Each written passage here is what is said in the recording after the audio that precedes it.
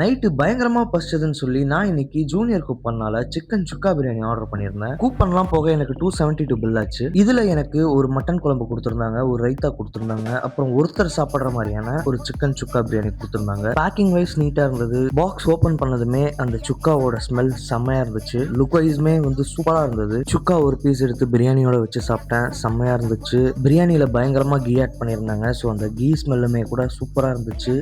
இந்த ஜூனியர் கூப்பனால மட்டும்தான் கீ தூக்கலா போட்டு பிரியாணி கிடைக்கும். அப்புறம் ரைத்தா போட்டு ட்ரை பண்ணி பார்த்தேன். ரைத்தா போட்டு சாப்பிட்டுமே சூப்பரா இருந்துச்சு. தென் மட்டன் குழம்பு ஊத்தி சாப்பிட்டேன். மட்டன் குழம்பு ஊத்தி சாப்பிட்றப்போ சீரியஸா வேற லெவல்ல இருந்தது. ஏன்னா மட்டன் குழம்பு நம்ம வீட்டில் வைக்கிற மாதிரியே இருக்கும். இங்க ஜூனியர் கூப்பனால கிடைக்கும். ஸோ அதனால மட்டன் குழம்பு ஊத்தி சாப்பிட்றப்போ அது இன்னும் சூப்பரா இருந்தது. இருந்துமே நான் ஏன் இது அவ்வளோ ஒர்த் இல்லைன்னு சொல்றேன்னா, இந்த பிரைஸுக்கு இது ஒர்த்தே கிடையாது. ஏன்னா பிரியாணி குவான்டிட்டியுமே வந்து ஒருத்தர் சாப்பிட்ற அளவுக்கு தான் இருந்தது. சுக்காவோட குவான்டிட்டியுமே ஒரு ஃப்ரை ஆர்டர் பண்ணியிருந்தோம்னா அதுல வந்து ஒரு ஹாஃப் ஃப்ரை எப்படி இருக்குமோ அந்த அளவுக்கு கொடுத்துருந்தாங்க. மெயினான விஷயம், இவங்க ஜீரக சம்பான்னு மென்ஷன் பண்ணியிருந்தாங்க. ஆனா இது ஜீரக சம்பா ரைஸே கிடையாது. இது பிரியாணி ரைஸ் போட்டிருந்தாங்க. இந்த பிரைஸுக்கு இது ஒர்த்தே இல்லை.